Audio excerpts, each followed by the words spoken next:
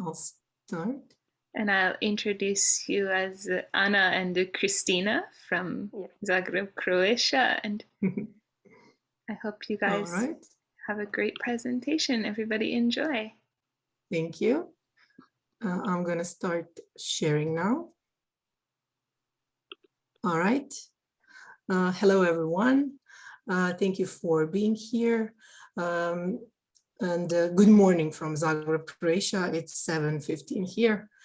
The topic of our presentation is student-created infographics as a multifaceted tool in remote teaching. My name is Anna Kovačić. I'm a senior lecturer at the Faculty of Food Technology and Biotechnology. I've been doing that for the past 2 years, but I've been in education for the past 12 years. Kristina? Hey, so I'm Kristina Šančić. I'm a lecturer at the Faculty of Traffic and Transport Sciences in Zagreb, and I've been teaching English for specific purposes for the past 10 years. Before that, I worked at an elementary school. So we just wanted to give you a little bit of context before starting this whole main section. So we teach undergraduate students. We have about 150 students per year. We teach first and second year students. And our groups are quite large. We have 40 plus students in each group. They are, of course, of varying proficiency. They range from basic users to independent users. So we have to always keep this in mind when organizing and planning our lessons and activities. We're mainly focused on teaching English for specific purposes vocabulary. So I teach transportation English and logistics, and Anna teaches food science and biotechnology. We always do some grammar, and it's always related to academic texts because that's what our students have to read. We've been online for the second semester of the academic year 2019-2020, and then the entire academic year 2020-2021. And this year we returned, thankfully, to in-person lessons. Okay, as I'm sure all of you face this as educators, we had many challenges during the COVID. Like Christina said, we have really large groups of students, so it was challenging to have live online lessons with these large groups of students because the educational platform that we use, national platform, Merlin, was just overwhelmed and there were too many requests and users at the same time, so we had technical difficulties. It was impossible to carry out a live online lesson fully. Then, of course, we had students who were, practically living online. So they were constantly in front of the screen. So they were not really motivated to participate. It was really hard for them to, be included. They didn't know what to do. Some of them refused to turn on their cameras. It was really hard for us to connect with them and for them to connect with us and the materials that we were teaching. So we had to also generate a lot of new content in a short period of time because, the content needed to be adjusted for this new situation of online teaching. So it was really a tough, challenging time. Also, we had difficulties with grading exams because, as you know, it's very hard to monitor students when they take exams online. And they can always, consult each other, and they're very, very smart, so they can just, they can cheat if they want to. And this was also challenging because we wanted to get the feedback, the right feedback. We wanted to get the assessment of their skills, and this just wasn't it wasn't appropriate to do it online because we knew that we weren't getting the correct information. Okay. So we came up with this solution of using pre-recorded lessons. Students could access these lessons at their own time. They could watch lessons several times if they needed to. And this worked out really well. So we're keeping pre-recorded lessons as a learning material on our platform. We also had live Q&A session at the end of the week. So when everyone watched the pre-recorded lesson, they could join this Q&A session if they had any additional questions or if they didn't understand something or they needed help with the additional exercises that we included, so they could learn on their own. We were also always available for students via email. and we kept in touch with each other so that we could, improve everything as we go and have the best experience for our students. For assessment, we chose a short written online exam and then also a project task that could help us to better evaluate our students' knowledge. And this project task was infographics. An infographic is short for information graphic, and it means that it connects pictures with information. So it uses visual materials to better present information. We the literature distinguishes between static and animated infographics. And well, the names are self-explanatory. In static infographics, all the images are static. And in animated infographics, you can add color change or size change, or things move around, so they're even more engaging. However, we opted for the static ones because we find them easier for our students. This was their first experience making infographics. We didn't want to complicate things too much. Okay. While we were, creating this project task, we consulted relevant resources and literature, and we were actually pleasantly surprised to see that there's a lot of research involving infographics.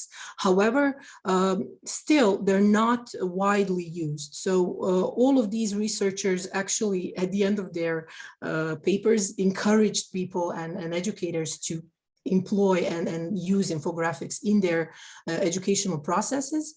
So what they all found, they found that most people use PowerPoint, but it has its constraints. It's hard for students to focus during PowerPoint. It can be very impersonal. Students are passively listening and following. Also, there are some technical constraints and constraints regarding the educators. They said that infographics are more engaging. They found them to be an educational tool which actually grabs students' attention better. It helps them retain the information that they learned for longer. Actually, it helps develop their analytical thinking, and it actually engages them more. Now, this is interesting because it's actually physically easier for our brain to process information visually in this way when it's presented with the information in a non-linear way. When we read, when we have the PowerPoints, it's done in a linear way. But our brains process most of the information in a visual way. So we use about 50% of our brain capacities for visual processing. And most of the input that we get, like 75% of the input that our brain gets, is from visual sources. So infographics are actually an excellent way to present an idea, a concept, in a more whole way. So they found this in this research, so I thought it was really interesting. Also, the last researcher that we cited here, Aleia, 2019, they actually had student-made infographics. Most of those had educator-made infographics to be used in educational process, but these had student-made infographics. So this is what we also used. So we opted for student-created infographics, which meant that they were creating original content and developing new skills while using these new tools, design tools. They were introduced to design principles, something that I think they will find really useful throughout their career. Everything is so visual these days that I think they've gained really valuable skills. Plus, as Anna said, these new forms like infographics and short forms are really corresponding with our students better with these new generations than using websites or using PowerPoint presentations or something like that. They had a chance to learn through practical assignment, which students always prefer to learning from textbooks. And what's most important, learning felt relevant. It had a purpose.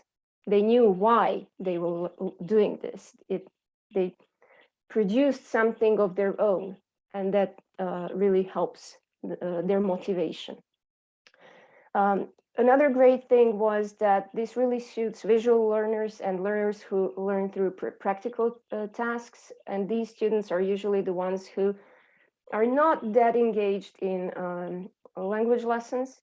And then it also led to greater engagement of our students, something that was lacking in the COVID conditions with pre-recorded lessons and everything. So it really made up for this lack of contact. Jana, go on. All right. Here you can see 3 examples of infographics made by my students at the Faculty of Food Technology and Biotechnology. You have sodium, iron, and dietary fiber. The first 2, sodium and the iron, as you can see, they're very visually appealing. The text is, appropriate. There's not too much text. Everything is symmetrical. The colors are well used. So, it kind of grabs your attention. The third one, dietary fiber, it could have done with less text, of course, but it's still visually appealing. It was a good infographic.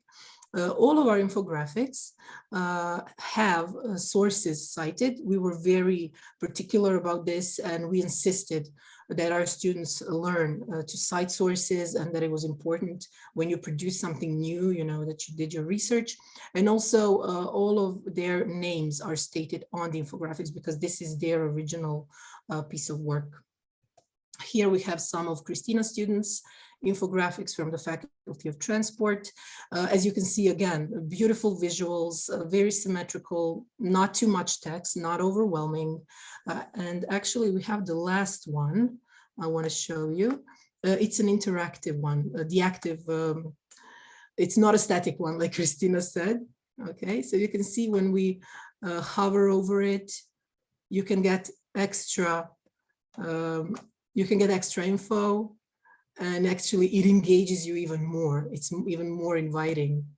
So I think this is a wonderful example. This is the only one, the only active one that they did. And here we have some less successful examples.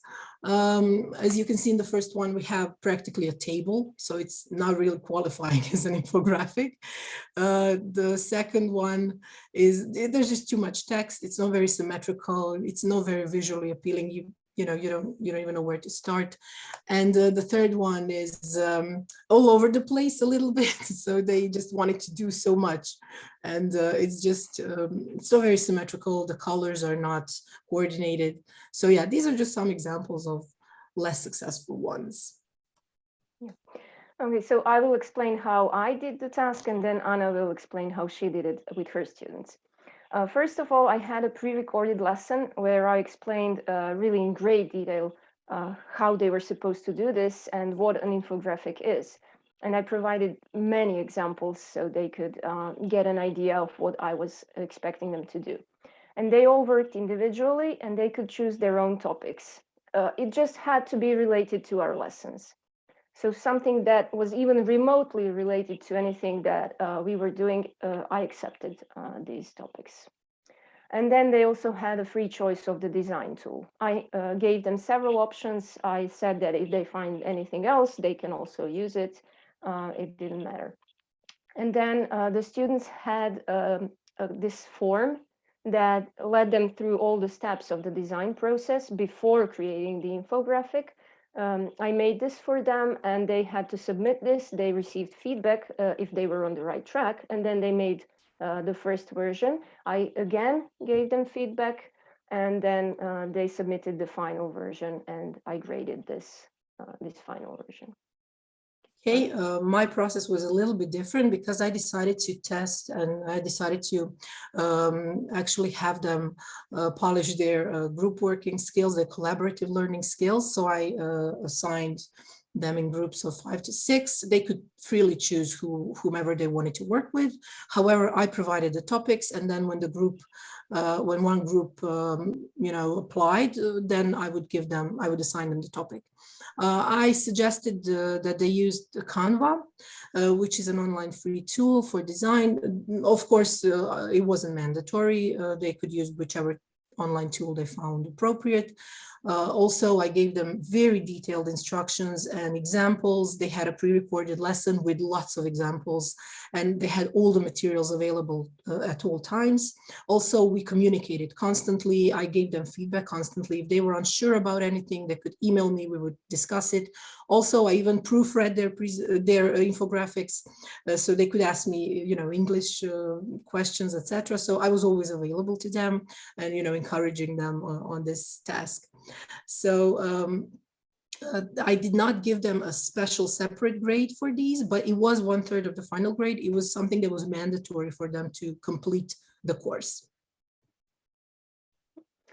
So when preparing these tasks and choosing the project for them, we kept in mind our learning outcomes and goals, so as they were prescribed by our syllabus. And it turns out that infographics are this wonderful tool that engages students on all levels of cognition as per the revised Bloom taxonomy. So they had to remember everything that we taught in our lessons. They needed to show that they understand the entire topic that they applied for. Then they had to use this information in a new way, presenting it in a visual form. And then they chose their own topic, they researched it, they needed to analyze the information in it, and then to evaluate this information critically, they needed to choose the most appropriate, the most important information, because in an infographic, you have this limited amount of space. You need to really be selective about your information, and you need to condense this information in really short form. And then in the end, we were able to get this ultimate goal of creating new original content. So a wonderful, wonderful tool for us. Go on. We actually had amazing feedback from our students. We did not do some, you know, formal research, but we did interview them during their oral exams and consultations. They were absolutely thrilled with this task. They were engaged. You know, it was something, you know, that they actually looked forward to during the pandemic. And they learned how to present information visually, how to use designer tools, how to abstract important information. They learned the difference between, you know, original content and plagiarism. We were very insistent on that. So they also learned how to popularize science, you know, how to present their professional topics to the general public and, you know, to each other. So we were really thrilled, as they were, and they learned how to cooperate. Like I said, my students collaborated constantly, and it was a great task for them. Yeah. So I presented my students with this assessment chart before they started their work, and it basically explained them what I was expecting of them and how I will grade their infographics. So I focused on the topic and the title. It had to be clear and interesting and relevant. They couldn't just choose anything. It had to be informative. It had to be valuable. Then I focused on structure and content, how they organize information. Also on the type of infographic. There are various types that are more suited to certain topics.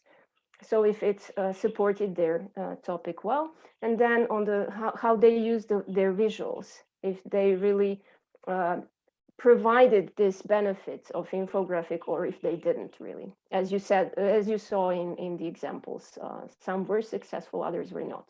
And then the last element was sources and copyright. This included both text and images.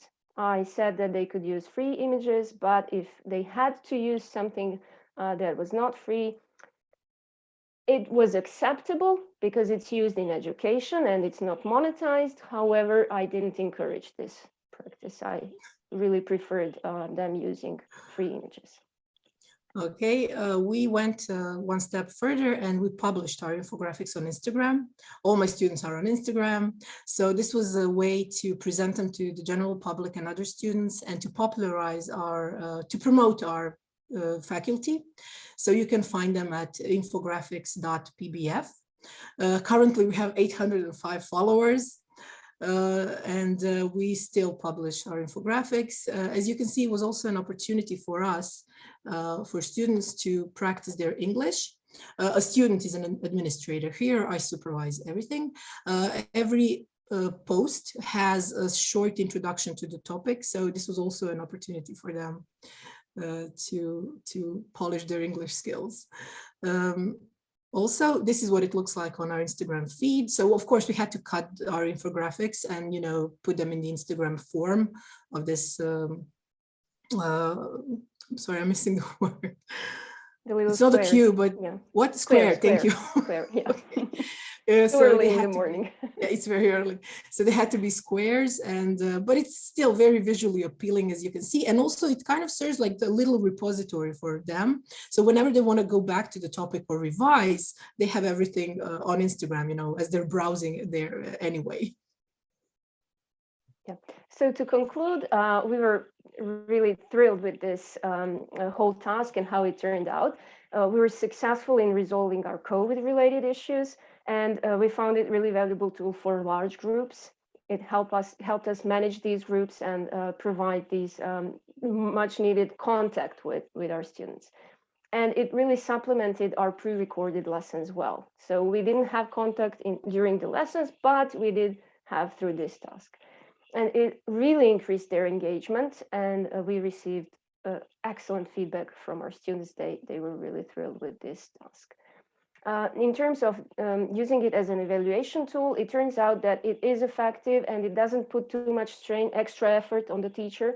And it's good for students. They like doing it this way. They prefer it to learning, you know, the content from the textbook and doing the written exam. And I just wanted to emphasize again this additional benefit of using materials for faculty promotion, the thing that Anna did and I didn't, and I wish I did. So next time I'm doing infographics, I'll definitely put them on Instagram. Okay. Well, these are our references, and we thank you for your attention. If you need any of our materials, they're available. Just write to Christina or me. We're happy to provide. Well, thank you so much for your presentation. If everyone can unmute your mics and give them a round of applause. Thank you. Thank you. Thank you. And if there are questions, says Canva. Yeah, go Canva. It's a wonderful tool. Can I do a bit more of applause? Yeah. Oh, yeah. For Canva. You're exactly speaking my language. I am sick of people making slides with bullet points and no visuals and so on and so on and so on and so on. This is a breath of fresh air. I just wish my students had stuck around. I mean, I teach from junior high school right the way through to master's level, and I teach them all using Canva, make infographics, make brochures, make articles, visual. Yes. So I've got a ton of questions. So unfortunately, you've only got a few people here in the audience, but I can make up for quality and quantity. You mentioned about you wanted them to use free images. Now, obviously, you've used Canva, so you know that everything in Canva doesn't have any copyright, but students sometimes do upload their own. Did you teach them about Creative Commons and public domain? Yeah, we had this in the pre-recorded lesson, and we gave also links to further resources. We explained everything, and then they could read even more about this. And you know, where they can go to things like Pixabay and stuff and find CC0, PD images and so on. Ah, excellent, good. Also looking at some of the infographics, some of them are really, really good, and some of them have got a little bit of problems that you being women, you probably might not notice. 10% of men, including me, are colorblind, and almost 0 women are colorblind. So there are certain colors that do not go very well on certain backgrounds, and women never have this problem. It's only men. But we're half your audience. Did you cover like colorblind issues when you were looking at design? Well, I discussed colors in one slide, but I didn't focus on this. And thank you very much. It's such valuable feedback, and we're definitely going to include this. There is an amazing app called Snook. Let me just stick the link in the chats. Great, thank you. This app, basically, if you open it up, you'll see that there's like two. Anna, will you tell you what, I just put the link in. If you can share your screen, right? So. Okay, I'm going to do it. You'll see these two kind of columns here. One's for the foreground, one's for the background, and there's 2 boxes for you to put digital stuff in. Are you guys going to share? Do you want me to share this? I'm going to do it. Okay, perfect, great. And when you put in the digital color code for each color and each background, on the right-hand table, it tells you whether it's colorblind compatible or not. This is wonderful. And you can adjust these little sliders. So the foreground color here, 33FF33, with that background, you can see the brightness difference is only 90 and it needs to be above 125. And for the color difference, it needs to be above 500. Then you're perfect for colorblind people. And you can see the no, no, no's or yes, yes, yeses. No, no, Those no. pairs are good, yeah. Now, there's a couple of issues. There's more than one kind of color blindness. I have the common one, red, green, but there's also blue, yellow. Okay. And there's like a couple of places where you can go and you can see what the world looks like to people who actually are colorblind. I'll stick another link in the chat. This is so useful. Thank you. The other issue that I noticed, did you consider dyslexic people? Because I noticed there were a few people using serif fonts, and they're kind of bad for dyslexic people. So I mainly teach this when I'm teaching students how to do presentations and website design, but the same things carry over for infographics. And I liked quite a lot of those infographics that your students had there. They've done a really good job. Yeah, I teach them about sans serif fonts, etc. But sometimes they don't listen, and I even do have dyslexic students. Exactly, I have dyslexic students, so I keep telling them, please being, inclusive and keep this in mind. But they just love the font and they couldn't resist. And then when the infographics is all done, I was just fine, let's do it like this year, and then we're just gonna polish these things, later. Yeah, there's some reason. Try. If you were doing something that was styled along like an old newspaper and an old typewriter, they're all going to have had serif fonts anyway. So sometimes there are stylistic reasons where you need to balance them versus the readability. But I mean, I only know the UK one because I'm from the UK, but there's a British dyslexia style guide website and it tells you all the do's and don'ts. Presumably there's an American one as well. And I don't know if they're available in other languages. I've never heard of one being in Japan. Maybe Asian people being kanji based, maybe they don't, but yeah, good that you covered that. One of the nicest presentations I've seen in a long time. Oh, excellent. Thank you so much. I like the whole visual thing. Really, really good. Did your students have any design background before you gave them these things? No. None. Not any. None. And how about you two before you started teaching this? No. No, we just, we were interested in the topic and then we just researched, whenever what you usually do, you're interested in something, you go along and then you learn something about it. And we learned a lot. Yeah. We learned a lot. Well, I never thought about putting them on Instagram. That's a really good idea. I mean, when I'm teaching them slide design, I tell them don't put anything near the edges of the slides because you don't know like projector orientations. I guess you could hack that for Instagram and just go into Canvas. And what I'm actually doing now, since my students, they did this in their first year, now their second year. Now I'm teaching them, how to present, because this is something that they're going to have in their final exam. They have to present their final papers. So I'm teaching them this year. That was the skill that we worked on, and they all had to present. This time we went from group work to pair work. So they did it in pairs. They were very nervous, but I showed them TED Talks. I told them about the Superman pose, everything, the whole 9 yards, and they loved it. And then we started publishing their presentations as infographics now on Instagram. So you can see that also. You can go and check it. And they loved it. They love this idea of having their work published. So I recommend it. I think they're much more successful with infographics than when they do presentations. Yeah, presentations definitely. Really, it's like pulling teeth or something. It's so it's a torture for the teacher. And these infographics were quite a pleasant experience. I don't know if it's because there are these new generations that are more familiar with that type of content or what it was, but they were much more successful doing infographics than they usually are when we do presentations. They are. Well, the presentations have got other skill sets involved. You need to teach body language, posture, gesture, movement, eye contact, plus tone of voice, plus slide design. The design, the whole thing, the product itself, not them presenting. that's a whole different issue. But just how it looks, the presentation, it's worse than the infographics. Infographics were good, as you noticed. They were quite good examples. But with presentations, they're just horrible, hopeless. I just want to say one more thing. When you said about us not having any designer experience, I actually went along and, you know, when I started researching this, I went along and I made one infographic about vitamin D in Canva.